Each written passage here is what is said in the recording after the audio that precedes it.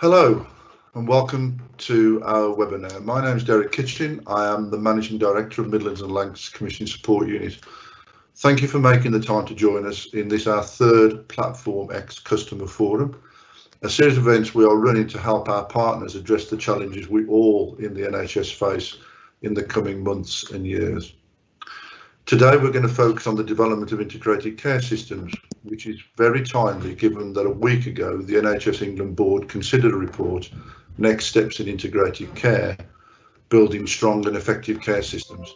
And of course, as MD of CSU, I was extremely pleased to see positive references to CSUs and the partnering role within ICSs that we are expected to play in the long term. We want to make this session as useful as possible for you, and we'll be using an audience participation app to help guide discussion. If you haven't already downloaded the free Mentimeter app from the App Store on your phone, could I ask you to do so now? It is very small in terms of bite size and only takes a couple of seconds to download, and of course you can easily remove it afterwards if you wish. You'll be able to use this to ask questions throughout the webinar, and we will address them in the Q&A session and by follow-up emails with you after this event. I'll just give you a few seconds to download the app if you haven't already done so.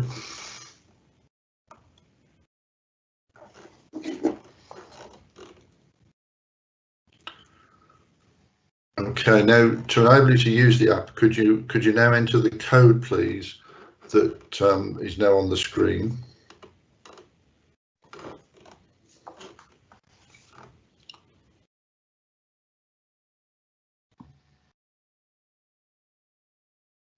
Okay, we're almost good to go. Now that we're all set up in terms of IT, we can't continue without having the usual introduction session, but we must today do it in COVID era digital style. So could I ask you now to introduce yourself on the app, and you will see that you have 30 seconds to do that.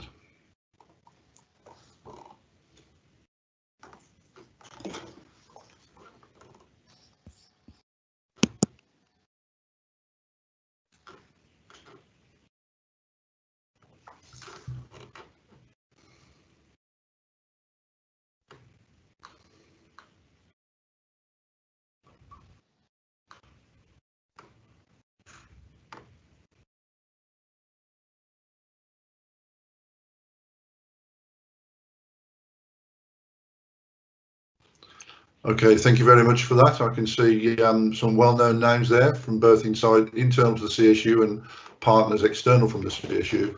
And just one more question, please. Another 30 seconds just to let us know which organisation or what type of organisation you represent today in this meeting.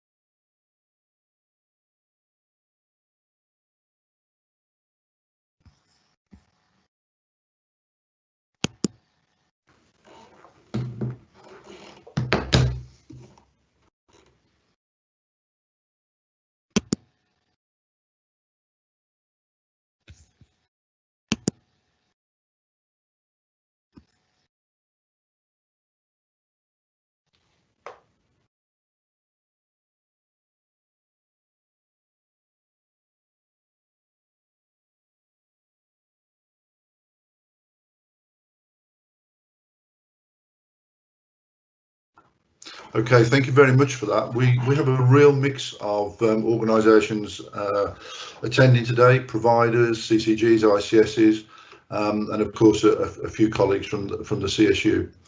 I'm delighted to say that we have Wendy Saviour as our keynote speaker today. We all know Wendy from her various executive roles within the NHS, but most notably that of her role as MD of the Accelerator ICS in Nottinghamshire.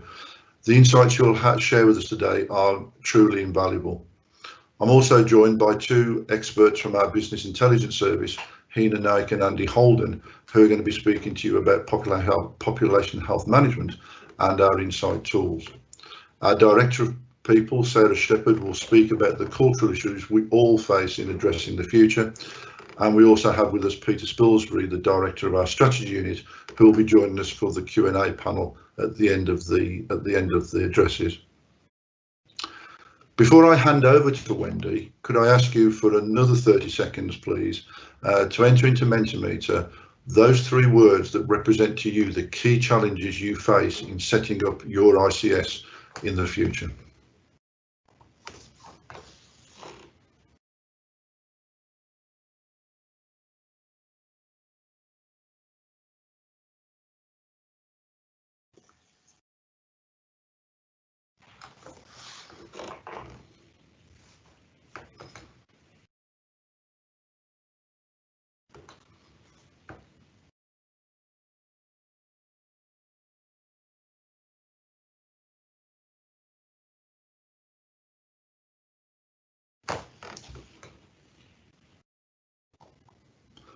Thank you very much. And it took a very early lead in that poll, and engagement is clearly the issue that is occupying most people's minds today. And I know that Wendy will be addressing that in her comments. So without further ado, Wendy, over to you. Thank you very much, Derek. Good afternoon. So as Derek says, I'm Wendy Saviour, and I'm currently working as an independent consultant after a 34-year career in the NHS, and the most recent of which was, as Derek says, Managing Director for the Nottinghamshire Integrated Care System, which was one of the first 9 STP accelerator sites in England. But I've done lots of different roles in my career. I've been Director of Trusts, Health Authorities, and I was a PCT Chief Executive for 10 years as well. I have to say, however, leading an ICS was probably one of the most challenging but also rewarding roles of my 34-year career. At the start of the journey to pursue integrated care, NHSE selected 9 STPs to advance the concept of developing integrated care systems. And the NHS long-term plan, and reiterated last week in the document Integrating Care, tells us that integrated care systems are central to the delivery of the long-term plan. They bring together local organisations to redesign care and improve population health, creating shared leadership and action. It's about working in partnership with local councils and others to take collective responsibility for managing resources, delivering NHS standards, but most importantly, improving the health of the population that they serve. I think it's fair to say that early in the journey for the accelerator ICSs, we were given a lot of support, both to understand the task, but also learn from international evidence. We were also supported by the King's Fund, and we shared a lot of learning between ourselves, and that was a real privilege of being at the forefront of this, I think. So looking back, what would I say were the big challenges that we faced? And if I talk about them, I do think they're still there today. They're still very relevant for most STPs on the journey to becoming an ICS. And in some of the work I'm doing independently, I see STPs jostling with exactly the same issues. I think it's also important to say that indeed the original 9 haven't solved them all. This takes time. So what were the key challenges, and what might help systems in working these through? Really importantly, and it's obvious and we all kind of know this intellectually, but doing it seems to be more challenging, but really importantly is agreeing a clear strategy that all constituent organisations and their boards fully support. I think using population health intelligence in its broadest sense to provide that evidence base for the strategy is really important. And whilst we did, I think, use the GSNA, to shape our strategy, we maybe didn't embrace population health intelligence as much as we might have done at the outset. Later, when we started to think about defining a systems outcomes framework with indicators, I think the importance of population health intelligence did become clearer to the board and senior leaders. But this wasn't something that critical stakeholders got at the outset. And to be honest, I think those of us or people who did get it struggled at times to persuade and articulate its importance to colleagues. Another key role for mature ICSs is to provide the oversight and performance function historically undertaken by NHSE and I think because I'd previously moved from the DCO role in NHS England, I took that function with me very early on into the ICS. So along with Greater Manchester, we were 2 of the 9 that were getting into the oversight role early. The thing that struck me was that to do it well, the system has to have one version of the truth in terms of the data. And I'm sure many of you will be familiar with the long conversations we've had over recent years arguing about whose data is accurate. But to release capacity for new activities, STPs and ICSs really need to ensure a networked and coordinated business intelligence capability that's signed up to by all constituent organisations. And then that BI capability and the resultant one version of the truth is helpful not only in oversight, but also and performance, but also on the work on strategy and indeed operational planning.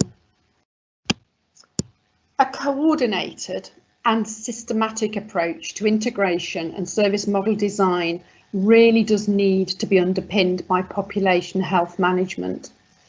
And buying in external support was crucial in demonstrating to us the skills and capabilities that we needed to do this well.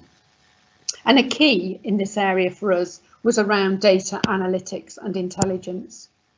Although I would also say it's really important for any external support in this area to be helping you develop your own skills internally and your own staff so that we build a sustainable intelligence capability within the NHS. A further issue for me, and it was a particular issue in the early days when working with external support, is the importance of culture. Partnering with an external provider is very valuable, but it's really important that they understand how the NHS works. Is there a cultural fit? Do they understand, or can they quickly learn the nuances of your system? So I would really emphasise that cultural fit as being important. And can they help you translate the work that you are doing or help with your stakeholders who haven't yet appreciated the benefits?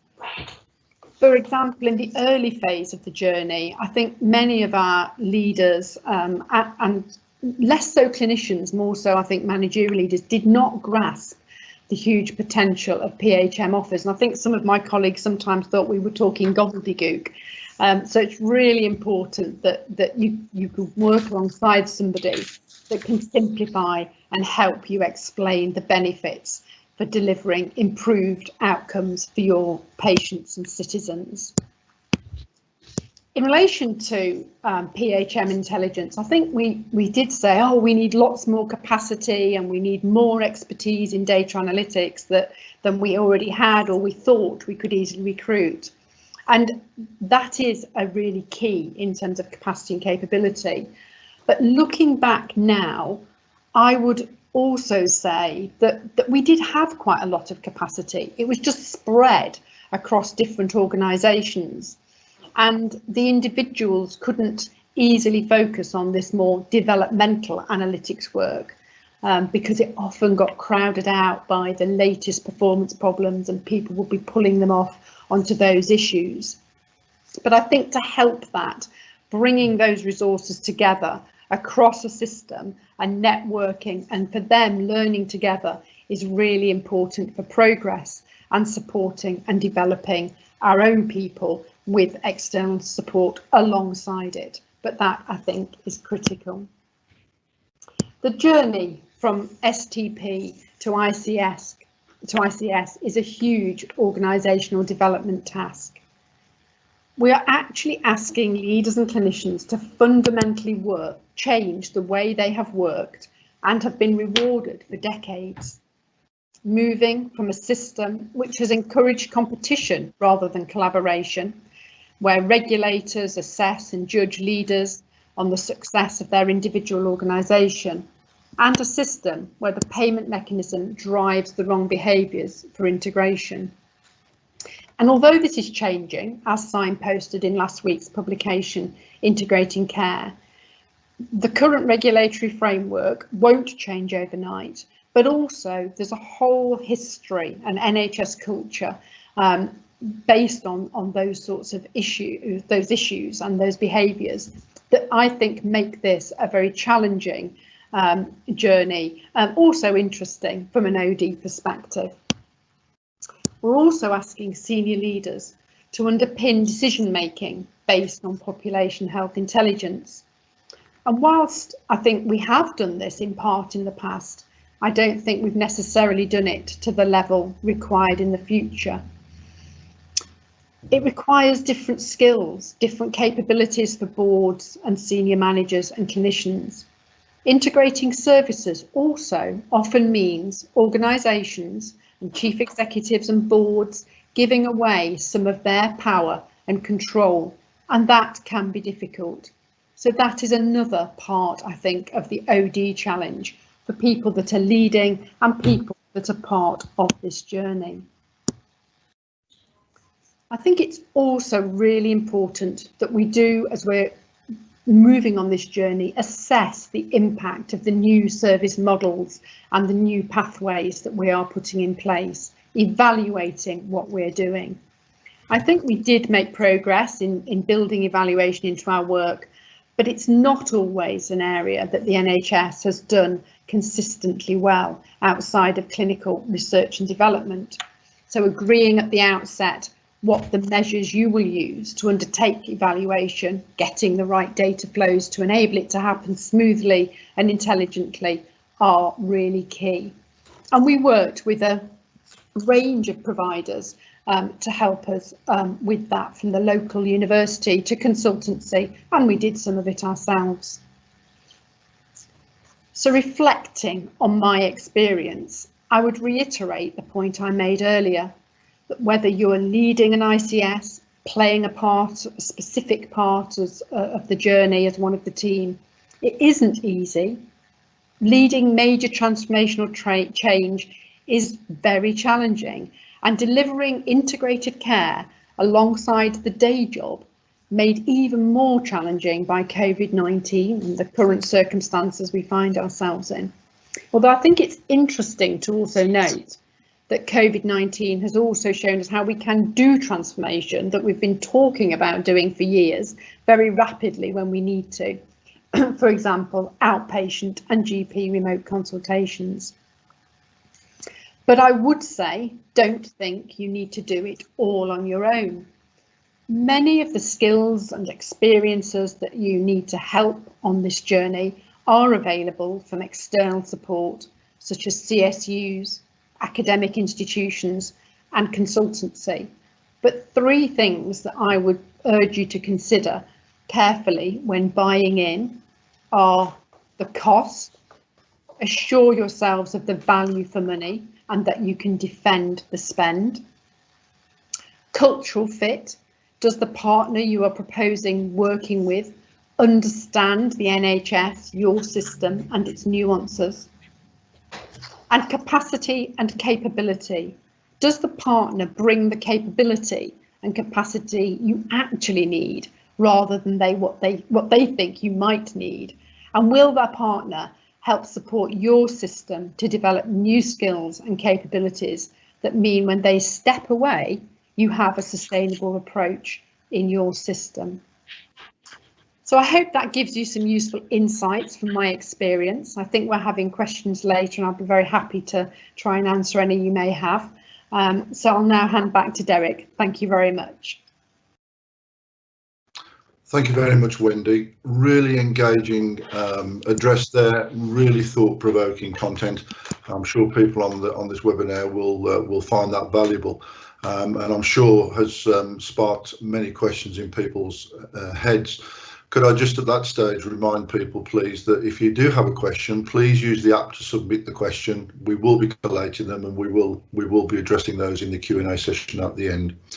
It would be remiss of me to move on without reflecting on your comments, Wendy, relating to your 3 criteria for external support, and those on the call would expect me to address this in relation to commission support units. We of course have been independently assessed in the past for not only the value for money that we represent, but also the quality of our services. We are, of course, organisations that are of the NHS for the NHS. The cultural fit is guaranteed. And of course, we do have NHS capacity, capability and agility to help you in your road to an ICS over the next 14 months and beyond into 22, 23 and beyond in supporting you in operation. We move on now to Hina and Andy. But before we do that, we'd like to run a little competition again, please. So back to the app, if you would. Bear with us for 30 seconds and just give us those important words to you that relate to what you are looking for most from data and insight as you move towards your ICS. And you have 30 seconds, please, commencing now.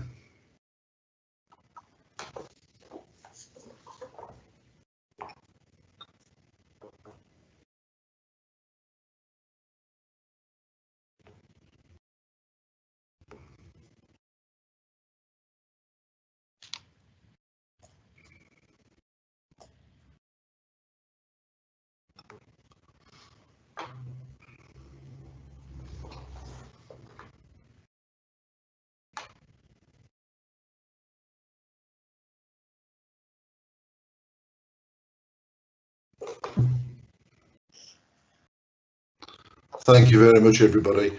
And so our winner of that little competition was clearly one version of the truth, a phrase that we've all used and heard many times and is still clearly at the forefront of people's minds in terms of data and insight. And so absolutely no challenge to Hina and Andy then to talk about PHM and insightful analytics with one version of the truth in your minds as well, please. Over to Hina and Andy. Thanks, Derek. My name's Hina Naik. I'm Assistant Chief Information Officer within Mids and Lancs CSU, looking after BI.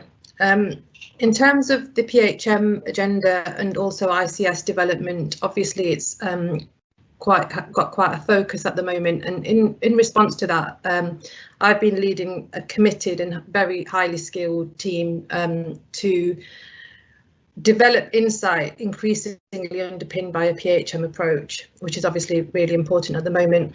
That is to enable people like yourselves to make much more informed decisions and largely based on an agreed data set, which has come up in the a question competition that Derek just ran and also was alluded to by Wendy in terms of an agreed data set for that process.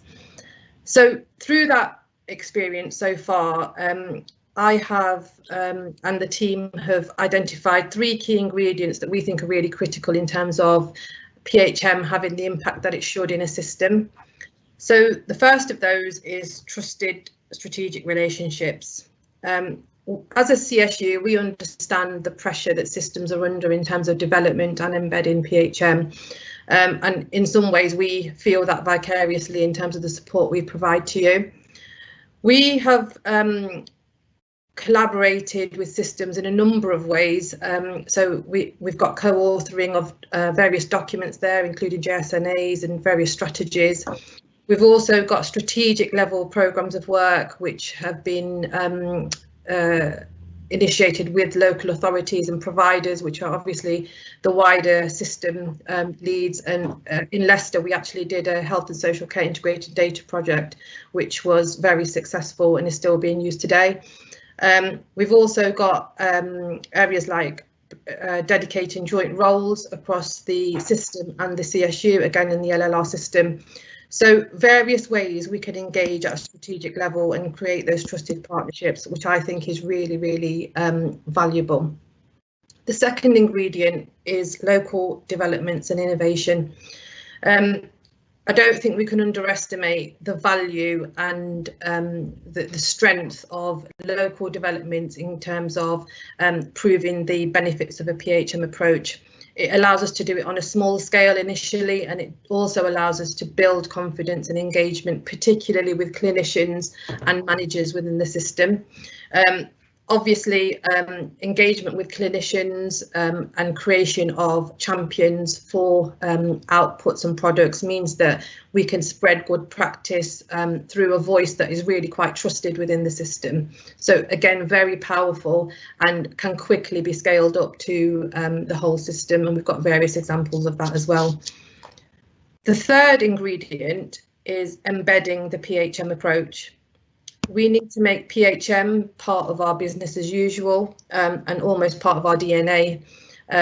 We need to not treat it as though it's a developmental project that we get around to when core business allows us to.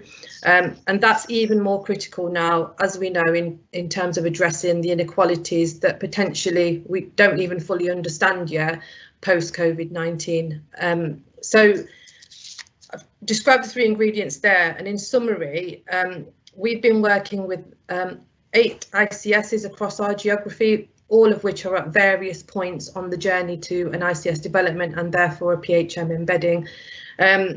Through that process, though, what we have gained is insight, experience, working knowledge, what works for different kinds of systems and what works for different points in the journey as well. And I really believe that the knowledge and experience that we've amassed through that process really is a key resource for you as senior leaders. We want to be able to share that with you through shared learning. We want to be able to look at added insights, which we're starting to develop. And we also want to explore more sophisticated ways of baselining your systems through the data and planning for the future. So I've sort of described that in words. I'm going to hand over to Andy now, who's going to walk us through a couple of examples which will hopefully bring to light those 3 ingredients in practice. So over to Andy now. Okay, thanks, Ina. So I'm Andy Holden, the Insight Tools Development Lead for Midlands and Lancashire CSU. And as mentioned, I'd like to discuss 2 specific examples that illustrate the points that Ina's just raised. The first example can be found in Leicester, where a team of clinicians from the Willows Health Group of Practices, alongside acute trust clinicians, wanted to identify people potentially nearing the end of their life so that they could provide them with better care and support. As an audit had found that half of the patients who died in the previous 6 months didn't have a care plan in place. People that aren't supported appropriately can typically attend A&E 5 or 6 times in the last month of their life.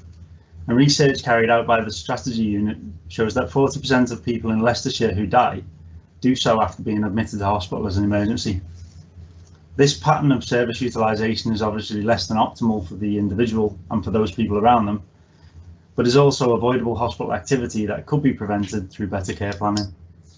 However, the difficulty has been in finding this group of people early enough to make the positive improvement in their outcomes. But through the collaboration between led by the head of PHM for Leicester, supported by the CSU's dedicated local BI lead, a mortality risk score was calculated for all patients and provided to the clinical team. They were then able to identify roughly 40 people who had a mortality risk score that was above an agreed threshold, who didn't have care plans in place. Then the team were able to carry out a comprehensive clinical assessment of each person's needs, as well as having the opportunity to discuss their preferences for care near the end of their life. This is particularly pertinent given the strategy unit's findings that while 66% of people say they would prefer to die at home, in Leicestershire only 27% actually do so. Some benefits from the intervention included a reduction in hospital admissions for the group, and for those who were admitted, between 40 and 50% reduction in the typical length of stay or expected length of stay. But more importantly, this work has led to significant improvements in the quality of care provided to this vulnerable group of people, and as can be seen from the testimonial on screen, it enabled a more patient-centred approach for these patients and made case finding a lot easier. So this was all made possible by the three key principles that Hina mentioned earlier. Firstly, the culture of collaboration that exists across the Leicester, Leicestershire and Rutland ICS, with the CSU working as a key strategic partner. It was a clear enabler for this work and is what led to the proposal of the mortality risk score in the first place. The principle of local innovation can be seen through the rapid testing that was carried out by the CSU's local BI lead, who was then able to call upon the centralised data management and development teams in the CSU to build an at-scale, fully automated solution. This solution was then delivered by the CSU's health analytics platform, Aristotle XI, fully supported with training sessions and user guides, as well as support from the embedded analysts who have built up those strong relationships with CCG and practice colleagues. And obviously the PHM mindset of the clinicians who identified the needs of a very specific group and provided a targeted intervention to improve the quality of their care. So the second example that I'd like to discuss relates to the CSU's recent investment in the development of its PHM segmentation tool, which is available now to anyone interested in rolling it out and can be tailored to each ICS's requirements. This tool provides users with the ability to segment the population in a number of ways, from traditional clinical factors such as the number and complexity of long-term conditions, through to some of the wider determinants of health and well-being, such as social isolation or poor housing quality. Learning can be shared across systems using the tool, particularly successful interventions in specific groups of people. And more recently, the NHS England and Improvement COVID Risk Matrix has been incorporated into the tool to support phase 3 of the NHS response to the COVID pandemic. This tool is already being used in a number of areas to identify some really interesting groups. For example, people with respiratory conditions who live in houses that are at risk of having a lack of adequate heating. Through the tool, we've been able to take some really complex multifactorial criteria and make it easy to find groups of people who meet this criteria through the single click of a button. The report can be viewed at any level from ICS right the way down to an individual practice or even neighbourhood level using the interactive map, and provides that single version of the truth across the entire system, as Wendy mentioned in the opening statements, but also as the survey results prove are so important. It's already starting to help systems think about the people they support and the issues that those people face on a day-to-day basis. And it's the starting point to really make a difference to people's lives. We're really keen to engage with your teams to look at how this tool can support you on your PHM journey. So thanks for listening, and I'll hand you back over to Hina. Thanks, Andy. So Andy's taken us through a couple of examples there, which really give you just a glimpse of some of the work that we've been doing in terms of how we've added invaluable insight really into systems and also gone on to improve patient care, which is always really rewarding. So going back to what I said at the outset, I obviously outlined those three key ingredients, and really they're the takeaways that I want to encourage you to consider as we go through the session and to take away to your teams and boards. So the first, again, is trusted relationships. It's really important that we find a way to engage the CSU teams with your system teams to enable access to all of the areas that we've been working on. Also really important in terms of engaging clinicians and managers, and we know that where we've been able to do this really successfully, Leicestershire being a case in point, we've had real successes. The second is local innovations and just growing those champions for a PHM approach and spreading the PHM mantra through your systems. It really is powerful and can make a huge difference. And then lastly, embedding a population health management approach into our business as usual, especially in terms of addressing those inequality gaps. So I hope that's provided some insight and given you a couple of examples to consider as well. Happy to take questions on any aspects of what I've discussed here, and you can post them through the Mentimeter app as well. And really keen to engage with you, your teams, your boards outside of this meeting to discuss how we might be able to support your systems going forward.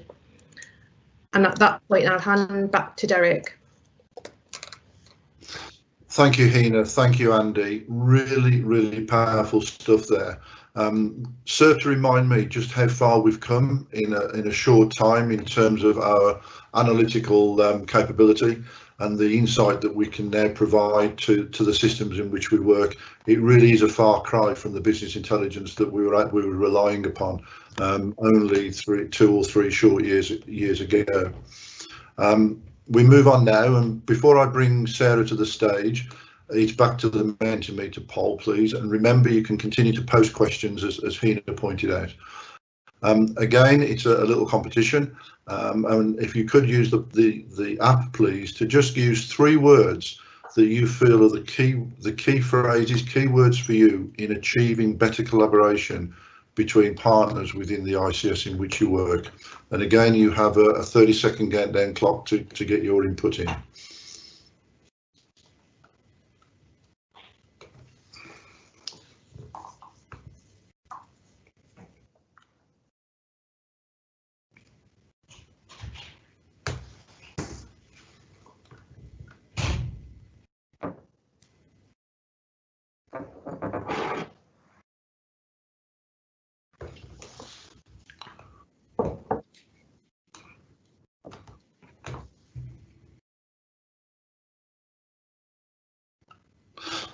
Thank you very much, everybody.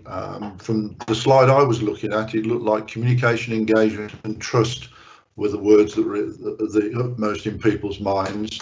And Sarah's going to be discussing exactly those points with you now as we move to her address. Sarah is the Director of People for the CSU and holds a similar role within the Robert Jones and Agnes Hunt Orthopaedic Hospital, who of course, along with all other providers, are now facing the challenge of greater collaboration between themselves as required with the provider collaboratives within ICSs. I'm sure Sarah's dual experience with a CSU and a provider is going to be very insightful for you. And without any further delay, I'll hand you over to Sarah. Thank you, Derek. As Derek has kindly introduced me, I have a dual role, which has given me a really interesting insight over the last couple of years. But I've worked for over 30 years now in the NHS across a number of different organisations and both commissioning and providers. But over the past 8 years, while I've been working within the CSU, I've been able to see how we've been able to add real value to the NHS whilst creating a really exciting professional culture where we unashamedly put our people first to deliver professional support at scale and transformational services across the whole of the NHS. Now, no one would have wished for the COVID-19 pandemic. But what has come out of it is it has really forced us to make rapid progress in system thinking, transformation and delivery. I, for one, have spent the last couple of years at times being really frustrated about the pace, but actually seeing what we've been able to achieve over the last 8-9 months, using the pandemic effectively as a catalyst, it's just made me realise just how much we should embrace and maximise our learning. We have, in the space of a very short few months, overturned many traditional ways of thinking and working, and have had to open up our minds to different models of delivery, from patient care experience to the way we deliver our support functions. I mean, people have embraced completely different ways of working, including working remotely away from a traditional hospital site. I know, for one, that I've been involved in conversations about even doing things at scale. And a year ago, people were really wanting to hold on to their own people working on site. And I think over the last 8 months, we've all realised that there is a different way that actually can still deliver brilliant results. But the scale and the pace we would not have believed were possible last year. Now, this should really excite us about what we can achieve with the right focus and enthusiasm.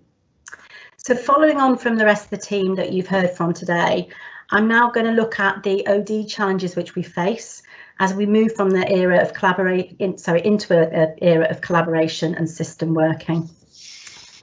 Now, firstly, we need to be really open to change and recognise that a no change scenario is not an option for any of us. We're already on a journey, and the ICS roadmap has been shaped and emboldened quite dramatically by the pandemic lessons. And we've all seen the possibilities of effective collaboration could deliver with a really strong focus on the outcomes. The world of healthcare has been changed, and there really is no going back.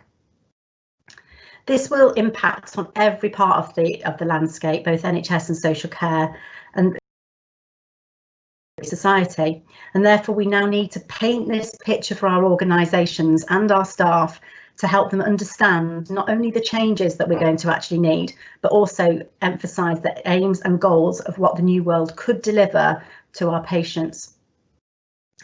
We really do need to make sure that we give a clear line of sight.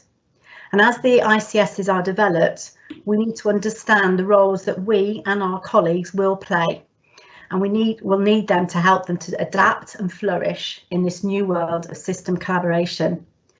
As Wendy has pointed out, we've had years and years of competition where we've been encouraged to think very much as organisations, and this does require a huge amount of adaptation.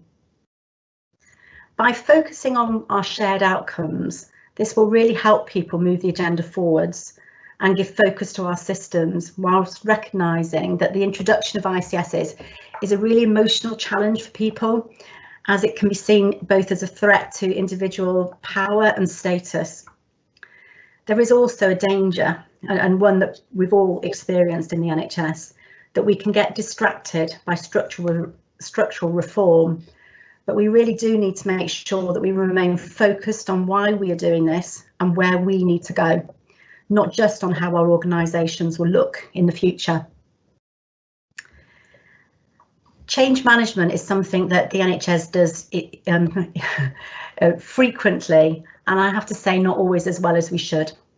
But we know that leaders and other colleagues in this particular change will see further very significant change to their own personal situation, and this does need to be handled sensitively, because it is these very people that we need to buy in and make sure that we sustain change. We've got to ensure that any change management programme is run well with tight programme management, making sure that there's objectivity and transparency, and it's being done fairly. This is so important because this will form the building blocks of the culture of your ICSs as we move forward. This will require really experienced HR support and people who are used to doing whole-scale management change to make sure that the programmes are run at a system level with transparency. I'd like to just reference the people plan and the importance that we put on the well-being and the way that our people are treated in a really fair way. And I think that we've got a duty to make sure that this change is absolutely in keeping with the vision that is held within that. My team at the CSU have been working closely with NHSEI and CCGs for a number of years across our whole patch, helping them navigate through significant change over recent years.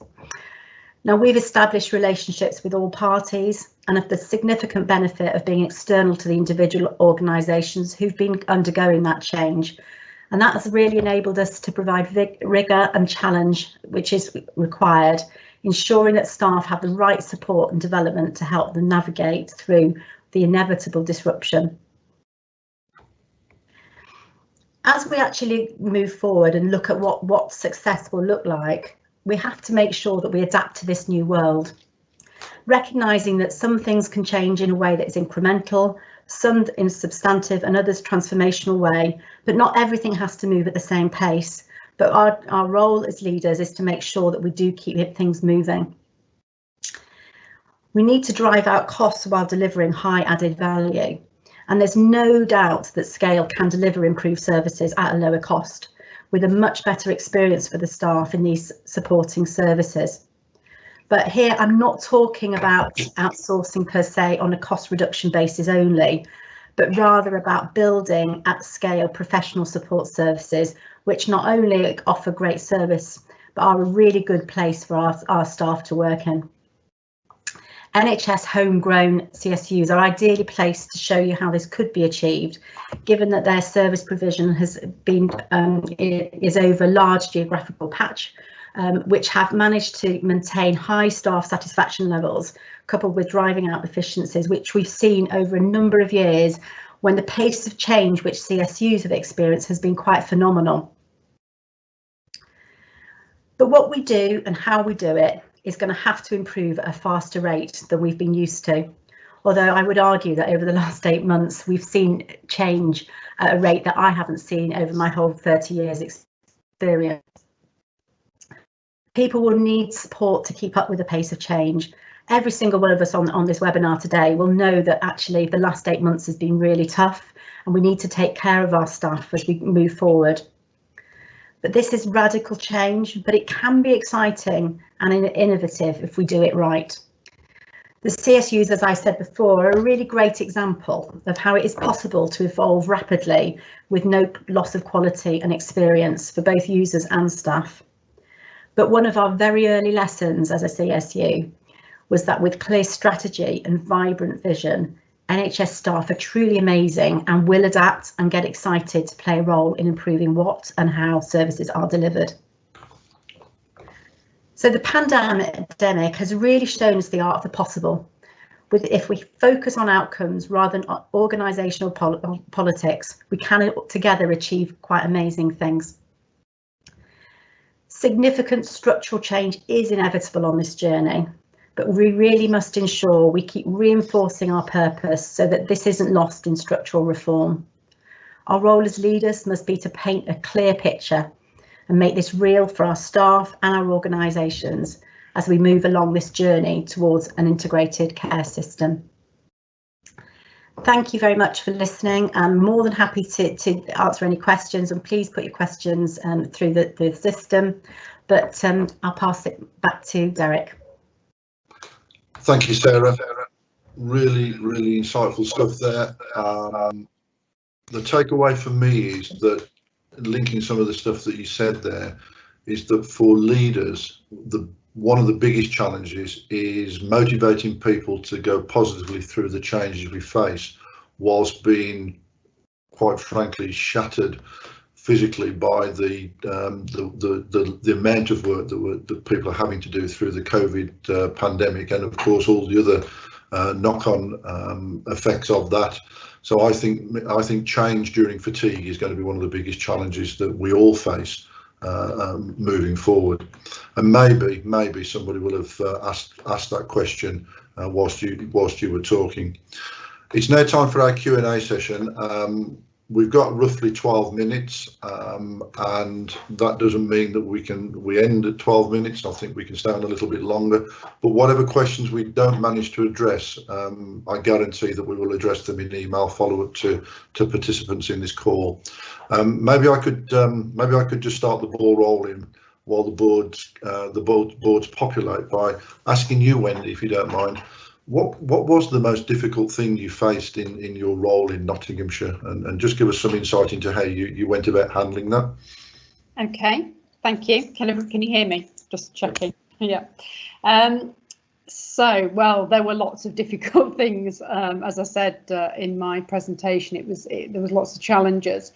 I think I think probably the most difficult one was Nottinghamshire. Well, all of those ICSs or STPs that were selected to be part of the 9, I think were partly selected because things were seen to be good in those places. There was a good starting point, and there was already quite a lot of innovation around integrated care going on, and as we it was in the sort of first sort of phase, the first year, 18 months,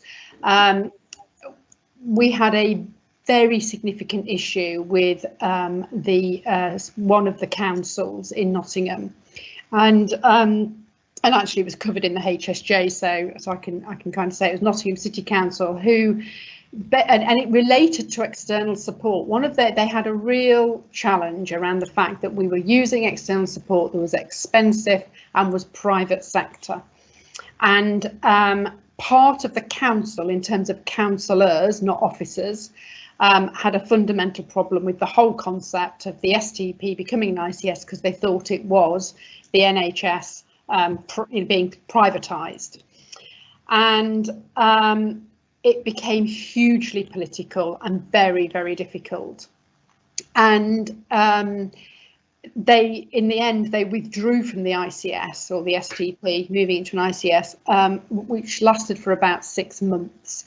And that was a really difficult period because we had to, it was essential to have the City Council on board. The biggest inequalities in Nottinghamshire are in Nottingham City. You cannot deliver integrated care and PHM without working absolutely hand in hand with the local authority.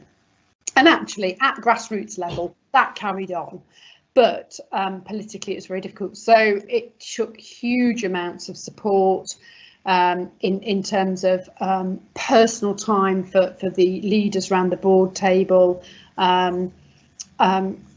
myself, the independent chair, working on what the compromises would be or could be to get the City Council back on board, and it we had to be relentless with it, and we had to come to some compromises, although in the end I think everybody was happy with that.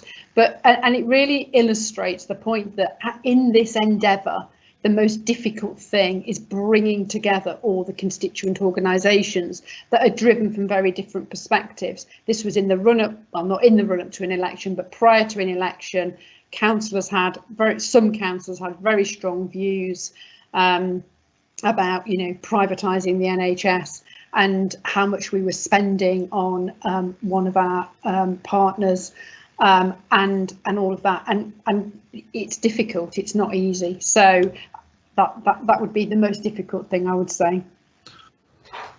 Thank you for that, Wendy. Thank you very much indeed. Peter, welcome Peter Spilsbury to the panel. How could you take a few minutes please just to talk about the decision support unit that's been pioneered in the Midlands that you've been heavily involved in, and then we'll go to audience questions. Yeah, sure. Thank you, Derek. Hello, everybody. I'm not sure what the mix is in the audience in terms of Midlands and outside the Midlands, but anyway, this is an arrangement that's been put in place for the Midlands region at the moment, though there is interest from elsewhere, and I think it's designed to address a number of the issues that that Wendy highlighted. So the DSU, the Decision Support Unit, sorry, that's what it stands for, Decision Support Unit Network. The premise of it is that each system, each ICS, if that's what they're going to be called in the future, will need some kind of focal point for strategic intelligence, the ability to address strategic questions, the ability to follow through the decision process that's made in response to that intelligence and to undertake evaluation, and so ultimately allow the system to learn from its efforts by evaluating what it does. And they're designed to operate in the zones of, if you like, of complexity, which is where strategic decisions in ICSs sit. So actually they're probably going to mainly support activities where there is no one version of the truth, and there never could be. And actually what there is uncertainty, multiple perspectives, and the need to spend a lot of time trying to reach high quality decisions in that environment with good analysis to support it. But the basic premise is that each system needs one of these, and actually it's got a lot of the capability to do it itself. All the surveys we did in the PHM Academy showed most systems have got 100, 150 analysts, high levels of skills. The problem is they're just not very well organised, and they spend a lot of time working on not very useful things through no fault of their own. So the idea was gather some resource in a team locally in whatever method makes sense. And some of that resource is coming from the CSU. Some of the analytical capability and skills in each system is coming from CSUs. And then network those teams and commit to support them in terms of skills development where they need it. And so it's a local resource built for each system and then actively networked. And the sorts of things that means is that knowledge is shared deliberately across the network. Skills are systematically enhanced across the network, and the network works in ways to achieve scale benefits. So in our vision for the DSU network, if a team in place A does a really great piece of analytical work around the population health dimensions of eye services, they should do it in a way, ideally using open source coding methods, that all the other places can replicate that analysis and adapt it by using that analytical code. And that's the vision we have for this network, so that it starts to sustain the ability to gear up its activities and improve the quality through an active network. It's attracting quite a lot of interest nationally as a potential model that might be adopted in other regions too. It's live. It's a subscription model, so each ICS has now agreed to buy into it with a subscription into the development centre, which provides an education programme, a number of big sort of large-scale analysis a year, and support for a whole bunch of networks. And the education programme's up and running, and we've got people from most parts of the system on it, working on analytical methods that are the kinds of things that are necessary to support the complex strategic questions that ICSs have to wrestle with. Thanks, Derek. Sorry, I could carry on for hours, but I think you probably don't want me to. Always valuable, Peter, but yes, we are starting to be tight for time, but very, very useful for us to hear that. Thank you very much indeed. I'm going to squeeze at least one question in, and the first one that we've got from you participants, I'm going to ask Wendy first and then Sarah to come in and answer the question. How did you overcome cultural behaviours from leaders within the system? And Sarah will come in after Wendy with a perspective from both Shropshire and from the wider CSU, but perhaps Wendy, you might have some comments in that question. Mm-hmm. Yeah, this is hugely challenging, and all systems I'm working with, I think, have elements of this. I think in Nottinghamshire we were very lucky, because I think I referred to the support we got at the beginning from King's Fund and others, and we did embark on a fairly significant OD programme, which brought the leaders together, and we very early on brought political leaders round the table, partly because of some of the issues I talked about earlier, and really went through a strongly facilitated and supported OD programme with leaders spending time together. I'm not sure we actually spent enough time together. I would say spending time together is really, really important to understand where each other's coming from. Talking about what the issues were, I think at times calling out some of those behaviours was necessary. Sometimes I wasn't the most popular person in the world, because you have to call some of those things out. But often when you sit down and talk with a CEO or a chair or whoever about what's behind where they're coming from, it is often power and control and all the things that have been alluded to earlier.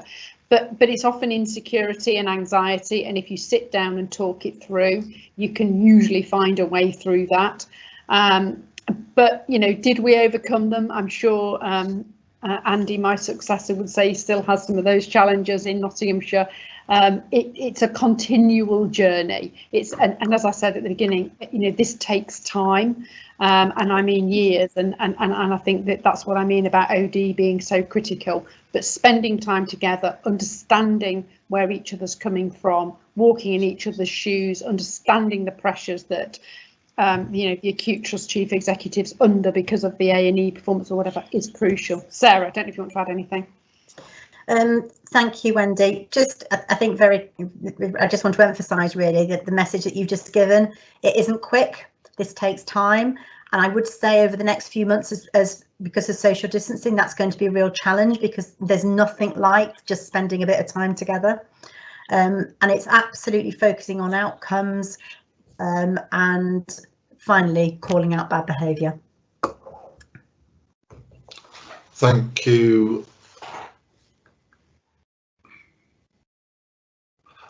Thank you, Sarah. Thank you, Wendy. I'm going to take one more question because we are now right on the hour that we set for this, and I appreciate that people have their jobs to go back to this afternoon.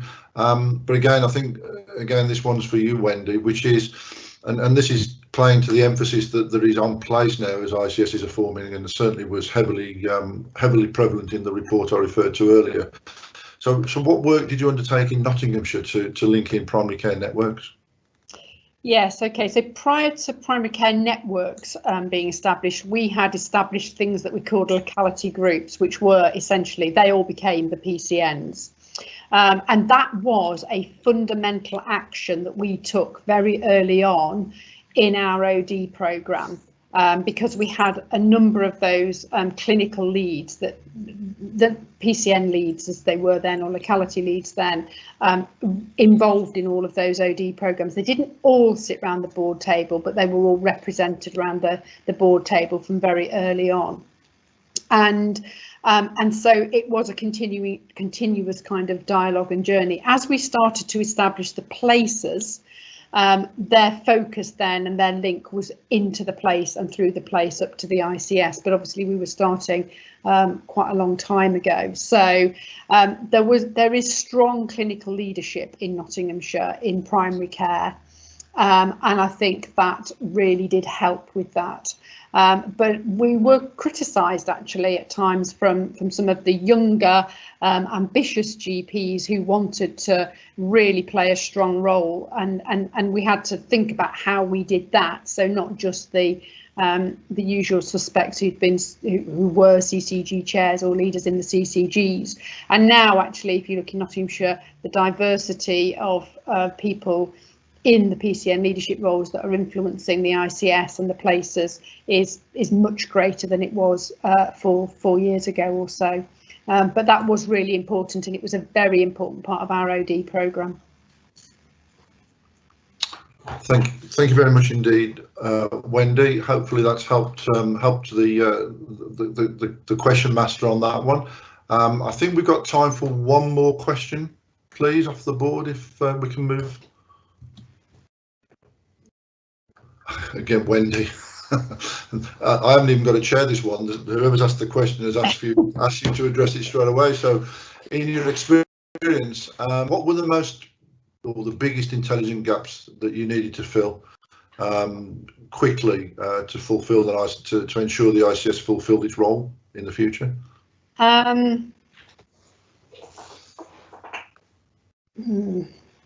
I'm not quite sure I get the question, but I think in terms of the intelligence gaps, and the capacity and capability to do the work around the analysis that we needed, I think we kind of we had to do quite a lot of work. We worked with, as I said, it was an American private company to fill some of those gaps, but I can't kind of bring to mind what the specific gaps were. I mean, I'd say public health, compared to when I'd been a PCT chief executive, we had a lot of public health analytical support compared to now, and that took quite a while to get there, I think, with that. And in the end, I think I ended up asking for help from Public Health England regionally in terms of that intelligence gap. And then as I said in my spiel, we kind of networked all of that together. So we brought public health alongside the analysts, working in a network together. But that's kind of. But I'm happy to pick that question up separately if somebody wants to have a chat with me later, specifically about what they really meant. I'm not sure I've quite grasped what they're getting at. Okay, thank you very much indeed, Wendy, and can I thank everybody who's contributed to this, both our valuable panel of speakers, but also those of you who have joined us from providers, ICSs, CCGs, and wider parts of health systems. Hopefully you've found the last hour or so useful and helped your thinking as you prepare for the ICS future. And please, following on from this, look out for the recording of this webinar, which will include the unanswered questions. And please don't hesitate to call us if we can help you in any way whatsoever. But for now, thank you very much for joining us. Enjoy the rest of your Friday and have a great weekend. Thank you very much indeed.